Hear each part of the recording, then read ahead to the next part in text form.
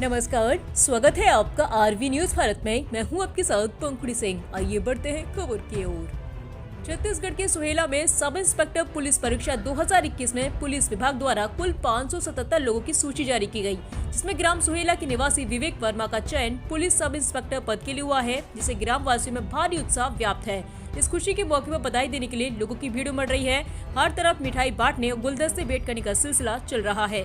ग्रामीणों का कहना है कि विवेक बचपन से ही शांत स्वभाव, होनहार और मेहनती रहा है। विवेक के पिता देवनाथ वर्मा सरकारी शिक्षक हैं, माता सीता गृहिणी हैं, बहन सुषमा कॉलेज की परीक्षा पास की है, प्रतियोगी परीक्षा की तैयारी कर रही है। विवेक की धार्मिक प्रवृत्ति भी उसे खास बनाती है। वो हमेशा अपने घर के सभी कार्यों में अपने परिवार का हाथ बटाता है, चाहे वो खेती बाड़ी हो या घर के छोटे छोटे कार्य। ग्रामीणों ने कहा कि विवेक की इस उपलब्धि से पूरे गांव का नाम रोशन हुआ है। वे आशा करते हैं कि अपने कर्तव्य को निभाते हुए पुलिस विभाग में नई मिसाल कायम करेगा। इस खुशी के मौके पर कई लोग विवेक के परिवार से भी मिलने पहुंचे हैं।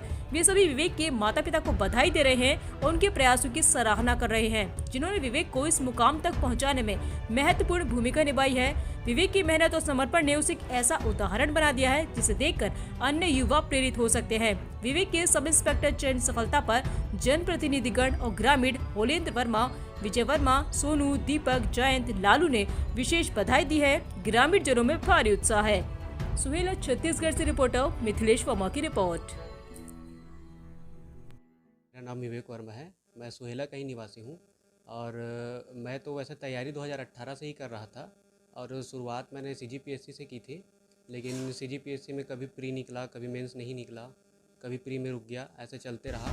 और सामान्य दिनों में तो 6 से 7 घंटे पढ़ाई करता था और मैं दिवाली के जस्ट पहले हमारा रिज़ल्ट मिला और हमारी दिवाली इस बार बहुत ज़्यादा। तो मैं जब स्कूल टाइम से ही मैं क्रिकेट वगैरह खेलते रहता था। उसके बाद फिर वॉलीबॉल में रुचि बढ़ी, हम वॉलीबॉल बहुत अच्छा खेलते थे। सबसे बेस्ट है सेल्फ स्टडी, क्योंकि कोचिंग भी आप जाएंगे तो वहाँ केवल आपको पढ़ने का तरीका ही बताया जाता है। आखिर में आपको पढ़ना आपको है, याद करना आपको है, एग्ज़ाम दिलाना आपको है। तो ये सिर्फ मतलब एक मानसिक दबाव है कि वो सामने वाला कोचिंग कर रहा है, मैं नहीं कर रहा हूँ। अगर आप में क्षमता है तो आपको किसी भी कोचिंग की कोई ज़रूरत नहीं। बाद फिर सेल्फ स्टडी करते रहा और जैसे ही हमारा ये एएसआई का पेपर, सीजीएसआई का पेपर हुआ, मैंने पेपर दिलाई और साथ में वॉलीबॉल वगैरह खेल रहा था, क्रिकेट खेल रहा था, तो फिज़िकल एक्टिविटी बनी थी। और 2023 में ही मैंने घर की खेती किसानी करना शुरू किया, जिससे फिज़िकल फिटनेस ठीक रहा।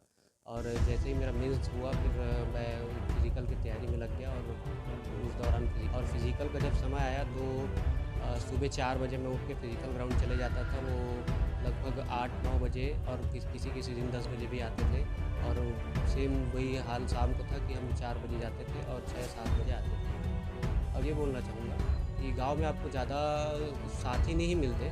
जैसे शहरों में ग्राउंड में आप जाएंगे तो बहुत सारे साथी मिलते हैं। गांव में आपको अकेले ही जाना पड़ता है शुरुआत में। बाद में भले साथी बढ़े ना बढ़े या आए वो 2 दिन 4 दिन के लिए आए, लेकिन अक्सर हमें तैयारी गाँव में अकेले ही करना पड़ता है। क्या सोचेगा ये सब बहुत सारी बातें आती हैं। तो ये सब चीज़ को आप इग्नोर करके चलें, क्योंकि जब आप सफल हो जाएंगे तो वही सब आपको बधाइयाँ देने आएंगे, आपके पीछे ताली बजाने खड़े हो जाएंगे। लेकिन तैयारी के समय हर कोई टांग खींचने या कुछ ना कुछ बोलने आ जाता है। तो आपको स्वयं पे भरोसा रखना है और बस आगे बढ़ना है। मतलब भगवान के ऊपर भरोसा नहीं रहेगा, उनका साथ नहीं होगा, तब तक मेरे ख्याल से कि मेरे को ये लगता है कि सफलता प्राप्त करना मुश्किल है। मैं एकादशी उपास रहता हूँ, आस्था का वो है, वो मैं रहता हूँ। मेरी सफलता का श्रेय सबसे पहले मेरे माता पिता, मेरे परिवार और मेरे गुरुजन और उसके बाद मेरे भगवान। दो चीज़ें होती है। एक तो आप आज मेहनत कर लें 2 साल 4 साल तो आप ज़िंदगी भर सुख से बिताएंगे। और अभी आप अगर दिखावाबाजी और ये सब चीज़ में जाएंगे तो आपको ज़िंदगी के अपने अगले 30 साल 35 साल जो है वो संघर्ष करना पड़ेगा। तो